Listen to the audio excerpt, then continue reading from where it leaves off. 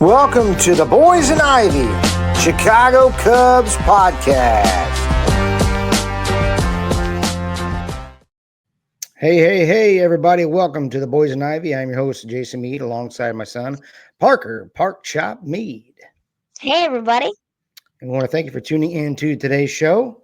It's good to have you. We have a lot on tabs here today. The Cubs have landed in Tokyo, and we are ready for that series. But we're going to start out with some Cubs news of the day. The Cubs have entered the negotiations with free agent veteran Lance Lynn. Parker, do we need this guy? No. I do don't not think so either. I don't think we need him. But if we end up getting him, I would assume that wouldn't we start him in AAA, right? Because I feel like our bullpen's kind of loaded now. Like we don't, and plus he's getting older, and he's probably going to be because like Kyle Hendricks last year, he had a pretty decent end of the season, but he was getting older, and it just doesn't work out as well. So like really, it's just a guy that we don't really need. I don't think we should spend money for. I mean, he's a veteran that's pitched well in the past, but I think the Cubs are fine without him. I say we wait and keep that money and load up for a massive trade mid-season, preferably for another big-time starting pitcher. That's what I think we should do. So Lance Lynn, nah, we don't need him. Sorry, Cubs do land in Japan. Been seeing a lot of videos of them on a lot of eating food, a lot of doing some rituals and stuff like that. That'd be pretty cool. Could you imagine a 12-hour flight? Ooh, that'd be tough, wouldn't it? So long flight. So those planes go super fast. There's a 12-hour flight. Man, what do you even do? Just sit back, snooze for the whole thing? That's a lot. That's a lot of hours to sleep. Like Shohei, I saw a video. So Shohei said he was just going to be sleeping the whole time. Well, hopefully some of them Cubs players, take all of our podcasts combined, and maybe we got 12 hours of watch time. They can watch the Boys and Ivy, right? Yeah. Big news was Matt Shaw was added to the Tokyo roster, which is huge. And this is exactly right where he should be. So we were hoping that he would make the roster, and he did. Good thing they took him. How do you think he's going to do? He's probably going to split, and he's probably going to play one game, and Gage Workman's probably going to play the other. I think he's going to go for about, I would say 1 for 3 probably. I think he'll get just a single, because I mean this is going to be his first ever major league game, but I think he's going to get his first hit and I don't know, I'm being random, but it's going to be in his second at bat. All right. Like I said, Gage Workman made the roster as well, and it's well deserved. Parker, read off his stat line for spring training. Yeah, he had a .424 batting average with 3 dongs, 13 ribbies, and an OPS of 1,201. Holy smokes! Definitely deserving of it, and I'm looking forward to seeing him be obviously he's going to be a backup role, and hopefully he doesn't go back. He's made the open day roster, so I hope he sticks, and he is the backup because he has been playing lights out. Great power lefty batter, and that guy's jacked. He's a pretty big dude. Definitely glad he's not going to the Tigers. Yeah, definitely glad. Cubs play at 6 a.m. on Tuesday morning. Parker, do you want me to wake you up? I feel like I got to. I'm a diehard Cubs fan. I got to get up. Me and school day. Just wake up, feel good, eat some breakfast, watching the Cubs whoop the Dodgers. Maybe we'll have some Chicago dogs for breakfast. What do you think? That would be nice. You want me to get up? Fry up some Chicago dogs? Maybe I'll bust me out an old style for breakfast. That'd be nice. Yeah, it would be. But Seiya Suzuki, did you guys see the video of Seiya Suzuki cutting the baseball in half? What do you think of that, Park? For first off, I'm blown away. How is that sword that sharp to even cut a baseball in half? Did you see the video? Man, that thing was cutting it with ease. I was like, man, at first I thought it was like I don't know. You think it was a video edit, or you think that was legit? Well, I think it was legit because it was on CBS ML. I saw it on CBS MLB Network, so I think it is legit. And he also hit his cameraman. It did. Could you imagine if you got some sweat in the palms and you let that samurai go, and that cameraman sitting right there? Ooh, that could have been bad. Could have been bad. But yeah, that was pretty interesting. For sure. But today's show is, will Kyle Tucker lead the Cubs to a division title? What do you think, Park? Uh, so I'm kind of yes, and I'm kind of no. Yes, because he's been he's been all star. He's won a World Series, but no, because the spring training stats have stinked. Pu. Yeah, He didn't get. What was he like? Was he like 0 for 16 to start? I think it's more like 0 for 20. I think he's 0 for the century. He's batting a measly .43 right now. So, I mean, heck might be able to bat .43. The only thing I'm a little bit. Everybody's like, oh, it's just spring training. Well, I mean, he's not really facing the big time pitchers either. So, is that concerning? But like I said in some of the other shows, maybe we can get him at a bargain rate if we just go ahead and sign him right now. But we're going to talk about that here in this show. Kyle Tucker lead the Cubs to a division title. We preview King Tuck. And where did we get him? We got him from the Houston Astros. We traded Hayden Wisniewski, Isaac Paredes, and Cam Smith. Holy cow, Cam Smith is tearing it up right now, Park. Are you a little worried about that? So I think I told you. I think I told you this, or I was just thinking in my head that Cam. I was like, Cam Smith should not have been added in that trade. He's too good. We drafted him like 14th or something like that, and I'm like, and he's a stud. It's just it's something hard to do with. You don't. I mean, it's also like, will he turn out to be good? There's some young guys that are studs in the minors, then they go to the MLB and they're not the best. But now he's going over there. Oh, now he's going to Houston, and didn't he hit like 2 home runs in a game? And he said he has like 3 homers or something like that. Yeah, he's actually, they're all actually talking about him possibly making the actual team right now. So like, even when he got drafted out of Florida State, he came into the Cubs minor league organization last year in Double-A, and I think he went on like a tear right out of the gate, hitting bomb after bomb after bomb. We seen him play in Fort Wayne. You got your picture taken with him. I was kind of hoping like we would hang on to him because Matt Shaw could obviously pop over to second base, and he did play third base. And right now for the Astros round, they got him out there in right field, so he was actually the Kyle Tucker replacement. But if you got him on the Astros too, and his projections too, and hitting in that short porch and left field and the Crawford boxes there, I think he could have a big time career with those guys. But hopefully this trade works out. We get an all world guy with Kyle Tucker. So I love the trade. I still love the trade. Hopefully we can sign him long term. Kyle Tucker last year, he did suffer a shin fracture at the end of June of last season. So his stats were a little bit down last year. Parker, what did he do? Yeah, 289, 23 homers, and 49 ribbies. Okay, hold on. How did he fracture his chin? Not his chin, his shin. Oh, his shin. I thought you said chin. I don't know. Maybe he got hit with a high heater. You never know, man. I think I fractured my shin 2 weeks ago. One of the kids hit me right in the shin with the ball, and I've been about a week and a half now, and my shin is still bruised. I don't know if I can hit 289, 23 dongs, and 49 RBIs in the major league with it, but I'd sure give it a try. What do you think, Park? Man, I would like to, I mean, if I was older, I would like to take some cuts. That'd be pretty No, fun. I just long as I don't get want to pinch beat. hit with like a guy for Juan Soto getting that money he got. I want to pinch hit just one time a year.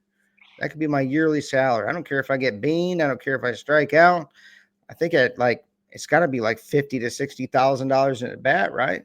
Just do it one time, be done. I think he can spare the change, don't you? Yeah. What did he get? Like 700 something million dollars? 750. 750. Isn't that more than Otani? Yeah. Can you believe that? No MVPs. I mean, he's won a World Series, but um, yeah, crazy. But anyway, getting back to Kyle Tucker, will he get back to being a 30 home run guy in 2025 playing at Wrigley? Oh, I mean, I don't know if he's gonna get the 30, but I think he's still gonna hit a ton of dongs. And it's Kyle Tucker, we know he's been a great player in the future, but I hope he's the same home run guy and hits just a ton of dongs at Wrigley. But what do you think about it?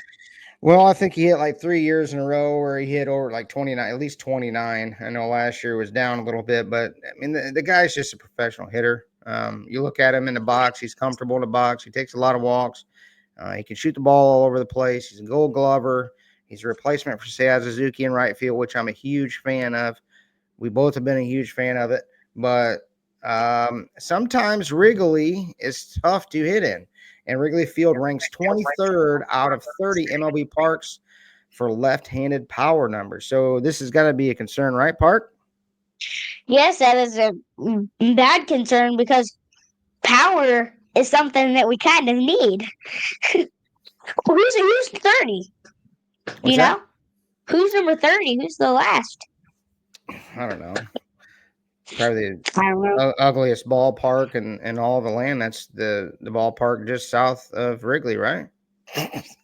Yeah, Oh, I that said it. one. I said it. But no, what does Kyle bring to the Cubs? What does he bring, Park? I think he brings a lot of confidence to the team. I think with a player just like that, and we bring him that's been a multiple time All Star coming to a team that doesn't normally have a lot of All Stars is kind of a team that's going to build confidence around him and think that gives us a boost to maybe win more games because I mean Kyle Tucker's dog. Dog? No, you're not adding a W in there. Oh, He's just he's just a he's just DAW. a he's just a DOG, not a DO double G. Come on, D man. DOWG. I mean, he's a dog. I'm looking forward to it. So, will the Cubs be the team that resigns him long term? Is what we hope. Because if we give up all those guys that we gave up, we prayed to the good Lord that Kyle Tucker signs with the North Side for years to come, right? he They got to better. sign him, right? They're going to sign him, right? Are you confident? They have to. And if he goes to the dang stinking Cardinals or White Sox, I'm gonna be mad. The only thing I'm worried about is him going to the Yankees or the Mets. I know he won't go to them. He plays right field. But no, I hope so. I really do. It's going to take a lot of money. I don't think he's going to get 750 million like Juan Soto did. I want to say he's probably going to at least get 400 to 500 million. Would you agree? Yeah, probably around that range, maybe 6. But I just hope he does good. That's really all I'm looking for, is to just get him to hit great and to be a dog for us. Fall in love with Chicago and the faithful fans of the Cubs. Um, and we'll see what happens. Tucker, Hopefully, he what? likes the team too. Yeah. What are your stat predictions for Tucker in 2025?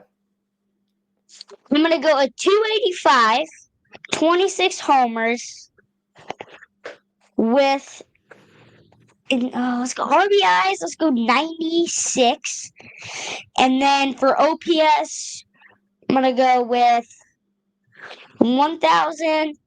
Dang. Dang, we'll take that. I like that number. Heck yeah. Man, that'd be an MVP season. But I don't have OPS on here. But I got 282, 27 dongs, 98 RBIs, and I'm going to say he's in the low 900s in OPS. And then I'm going to say he signs a nice big fat contract with the Cubs for about, I don't know, I'm going to say 6 or 7 years, 400 to 500 million. And he helps the Cubs win a World Series someday. That's what I hope to see. But Tucker's on. I think Tucker's on base percentage is going to be really high this year. yeah, he's definitely very patient at the plate. One of the top guys in the game.